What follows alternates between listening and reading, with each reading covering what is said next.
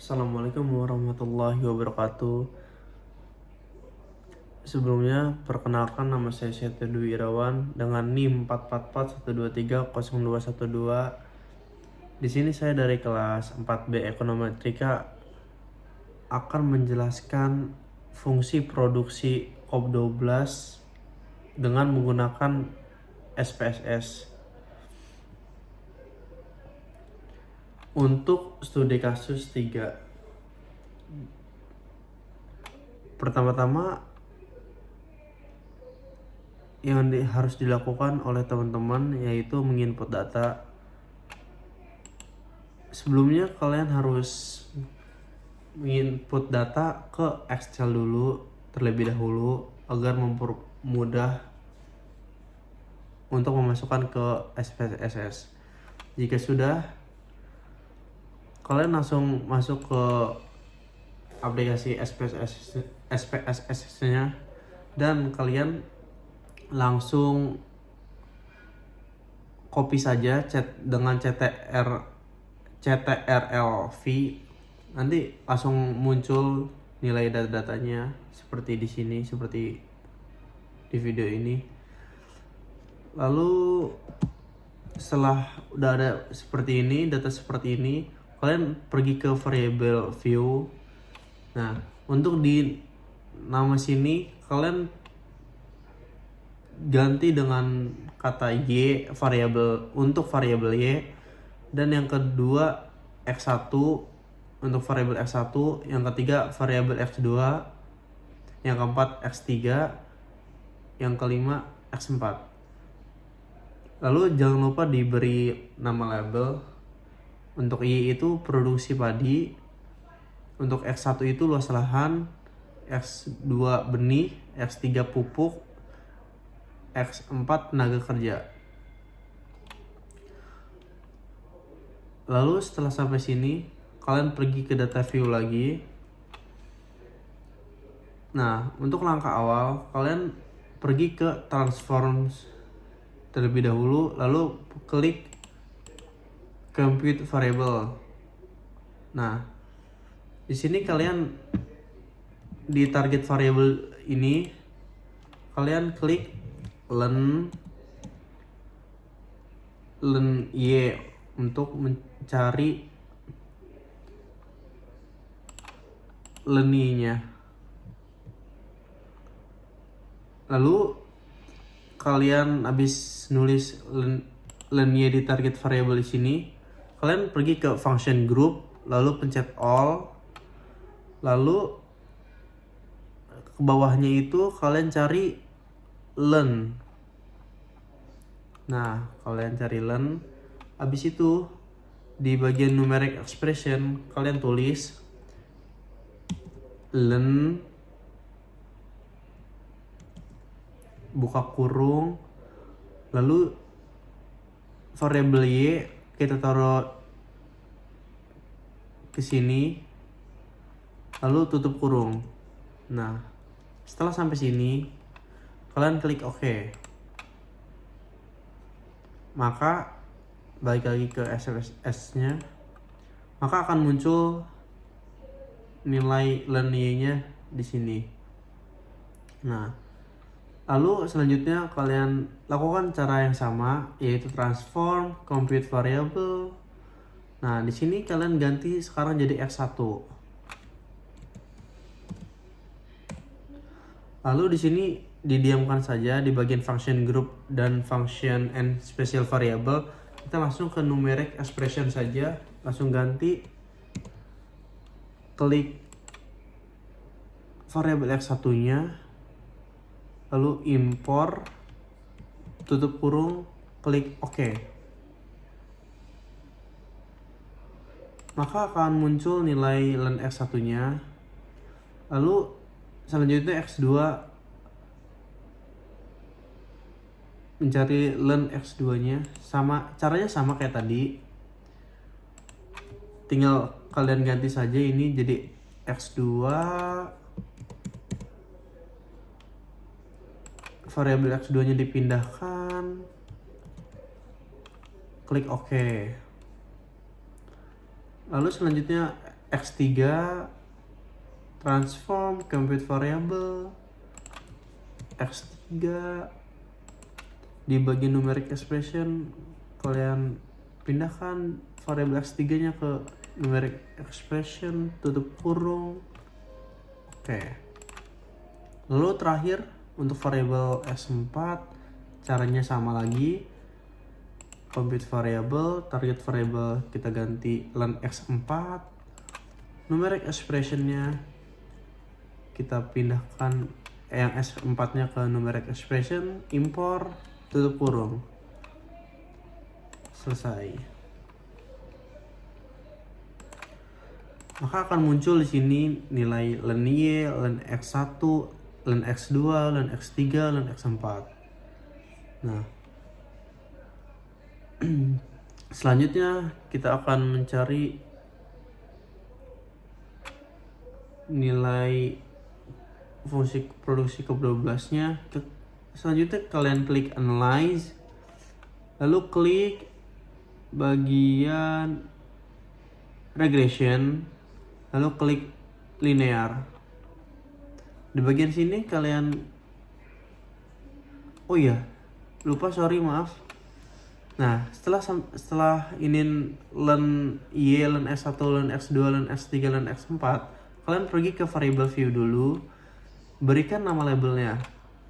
Disamakan aja tapi pakai huruf besar semua ya, untuk membedakan yang sudah ditransform ke len Y atau len X1, X2, X3, X4. Produksi padi.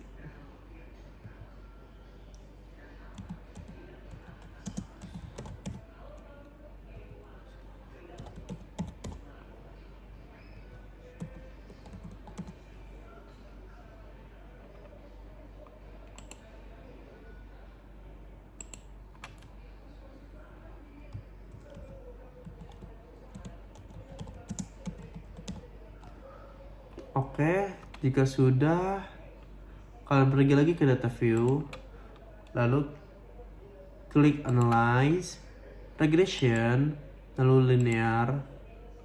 Di sini bagian dependennya, kalian klik yang sudah ditransform ke nilai len. Dependennya itu len Y ya, teman-teman. Lalu di bagian independen sini di impor yang len X1, len X2, len X3, len X4. Jika sudah, klik OK. Maka di sini akan muncul hasil-hasilnya. Untuk pertama di bagian variable remove, di sini variable remove-nya tidak ada yang dibuang ya, jadi semuanya ada. Lalu di bagian model summary, di mana tabel model summary ini menyajikan model regression bertujuan untuk mengetahui seberapa baik model yang menjelaskan hubungan antara input, antara luas lahan, benih, pupuk, dan tenaga kerja terhadap output ataupun produksi padi. Pada R ini dapat diketahui sebesar output 0,955, yang berarti ketika mendekati 1 dapat dikatakan bahwa hubungan antara input dan output sangatlah kuat. Nah, selanjutnya ada R square. Yaitu nilainya sebesar 0,912, yang berarti di mana 91,2% variasi dari produksi padi ini dapat dijelaskan oleh variasi input seperti luas lahan, benih, pupuk, dan tenaga kerja. Lalu ada adjust R square sebesar 0,898 yang merupakan jumlah variabel di dalam modelnya. Nilai ini digunakan untuk menghindari bias karena jumlah variabel bebas. Next, ada standard error of the estimate.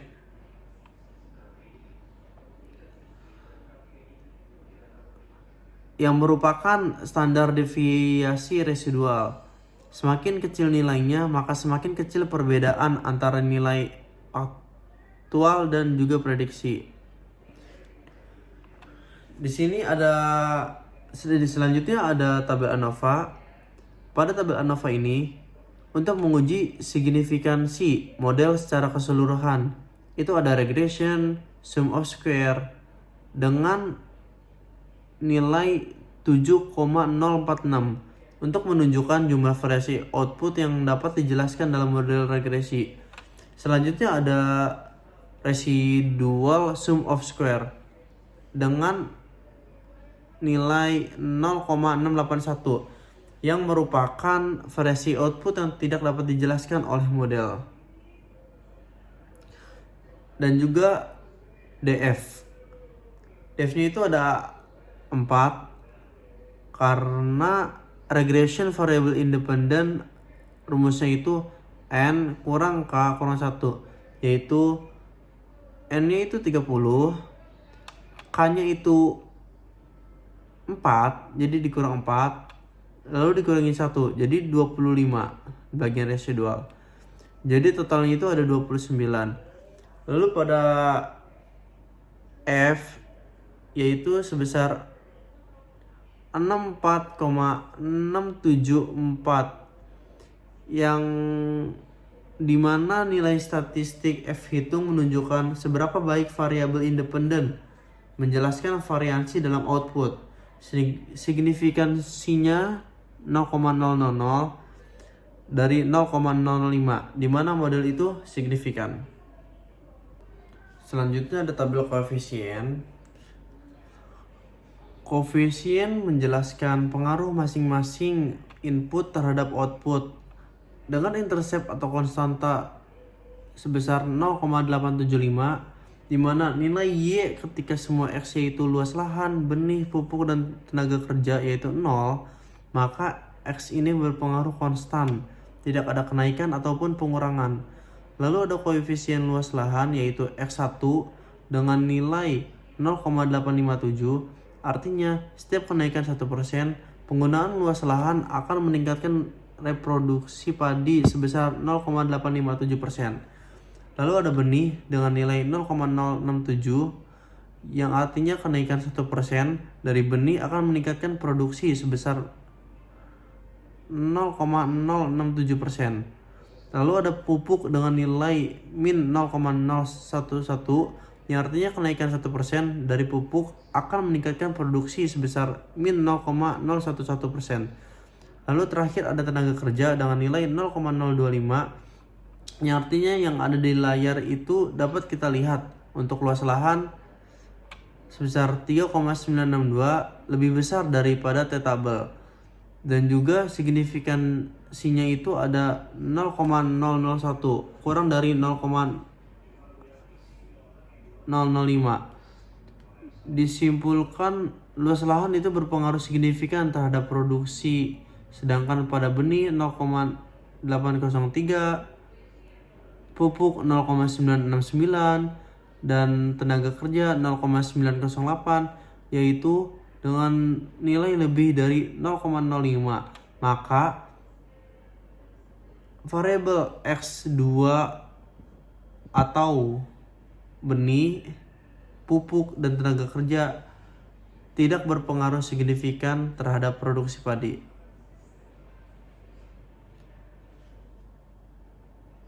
Cukup sekian pada tugas case study 3 ini yang menjelaskan membuat nilai fungsi produksi COP12. Terima kasih. Assalamualaikum warahmatullahi wabarakatuh.